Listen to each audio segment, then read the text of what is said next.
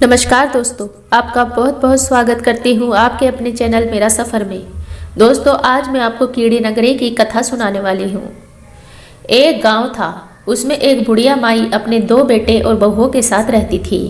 बुढ़िया माई भगवान श्री हरि विष्णु की परम भक्त थी। अपना जीवन दान धर्म पुण्य कार्यों में लगाती थी, परंतु बुढ़िया माई कभी भी किसी मंदिर सत्संग तीर्थ स्थानों पर नहीं जाती थी। एक बार गांव में भागवत कथा हो रही थी। बेटे ने माँ से कहा, माँ, आप सारा दिन घर में रहती हो, गांव में भागवत कथा हो रही है, आप जाओ, आपका थोड़ा मन भी बहल जाएगा और राम के नाम भी ले लेना। आप मंदिर में भागवत कथा सुनने चले जाओ। बुढ़िया माई ने बेटे का मन रखने के लिए कह दिया, बेटा आज नहीं, कल जाऊंगी। परंतु कल भी नहीं गई। ऐसे करते करते 10-12 दिन निकल गए। बुढ़िया माई के बेटे ने कहा, माँ, आज तो आखिरी दिन है, आज तो कथा सुनने आपको जाना ही पड़ेगा। बेटे ने जिद की। बुढ़िया माई थक हार कर बेटे की बात मान ली। सारा दिन घर का काम करके बुढ़िया माई ने जाते जाते इतनी देर कर दी कि अंतिम दिन की भागवत कथा भी समाप्त हो गई। भगवान श्री विष्णु सन्यासी का रूप धारण करके बुढ़िया माई के पास आए और बोले, बुढ़िया माई, कहाँ जा रही हो? बुढ़िया माई ने कहा, मेरे बेटे ने कहा है कि गांव में भागवत कथा हो रही है, वही सुनने जा रही हूँ। तब सन्यासी ने कहा, अब इतनी देर से अब क्यों जा रही हो? भागवत कथा तो कब की समाप्त हो गई, अब वहां जाकर क्या करोगी? बुढ़िया माई ने कहा, अब घर से निकली हूँ तो जाकर ही आऊंगी।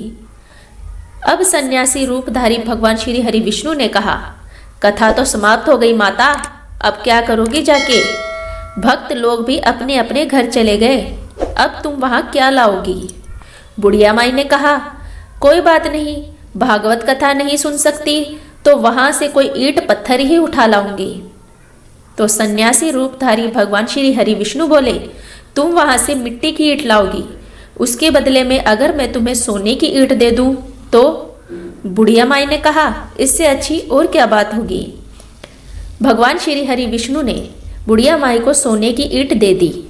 बुढ़िया माई ने ईंट ले ली और घर की तरफ चल पड़ी और विचार करने लगी, यदि यह ईंट मैं घर लेकर जाऊंगी तो दोनों बेटे बहू आपस में लड़ मरेंगे, एक दूसरे का सर फोड़ देंगे। इसलिए घर के आंगन में बाहर ही बुढ़िया माई ने वह ईंट जमीन में गाड़ दी।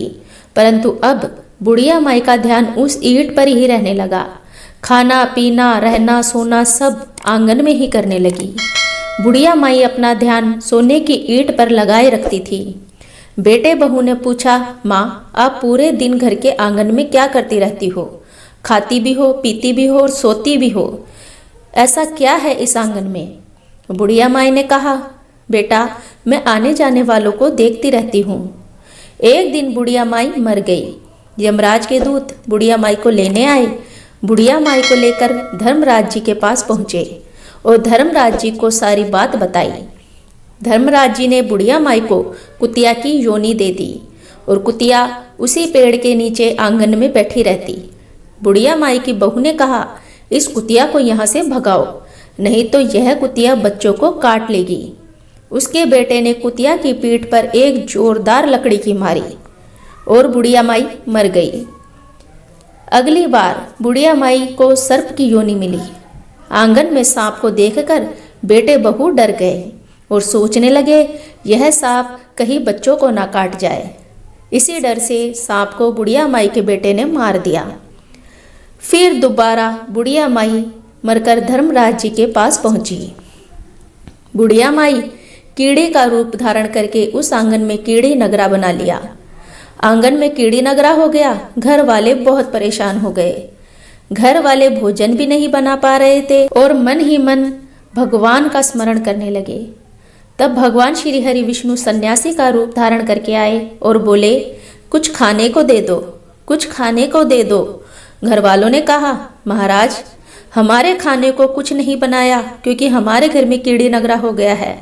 तब महाराज जी ने आंगन को खोदा तो उसमें एक सोने की ईंट निकली और दोनों बेटों को दे दी और कहा, तुम तुम्हारी माँ के नाम से इस ईंट को बेचकर दान पुण्य करना, धर्मशाला बनवाना, स्कूल बनवाना, प्याव बनवाना, गौशाला बनवाना, गाय के चारे की खाने की व्यवस्था करना।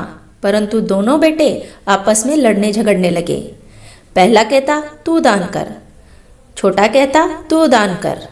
किसी ने बुढ़िया के नाम से कोई दान नहीं किया और कीड़ी नगरा वहां उसी स्वरूप में स्थापित हो रहा था। कुछ दिन बाद सन्यासी वापस आया और बुढ़िया माई के बेटों ने भगवान स्वरूपधारी सन्यासी महाराज से कहा, महाराज हमारी घर की हालत तो वैसी की वैसी है, कीड़ी नगरा तो और भी ज्यादा बढ़ गया। अब ना तो हम उठ पाते, ना बैठ पाते, ना सो पाते, भोजन बनाना तो दूर की बात है। तब साधु रूपी सन्यासी श्री हरि विष्णु ने कहा, वह सोने की ईंट जो मैंने तुम दोनों भाइयों में बांटी थी, वो दोनों टुकड़े मेरे पास लेकर आओ। उन्हें बेचकर उनसे जो भी धन मिले उसे तुम्हारी माँ के नाम से दान पुण्य करो, तभी यह कीड़ी नगरा हटेगा। इस कीड़ी नगरे पर शक्कर और आटा डालो।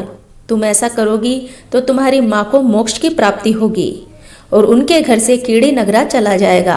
जो व्यक्ति प्रतिदिन सुबह आटा और शक्कर कीड़ी नगरे पर डालता है, वह सदैव धनवान, पुत्र पुत्री से संपन्न, सुख शांति से जीवन यापन करता है। उसके घर में कभी भी कोई कष्ट नहीं आता है। उसका जीवन सदा सर्वदा आनंद से व्यतीत होता है।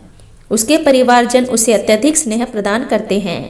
कीड़ी नगरा प्रतिदिन सींचने से, कीड़ी नगरी की कहानी सुनने से, दान पुण्य व धर्म कार्यों में रुचि लगाने से जीवन उत्तम होता है।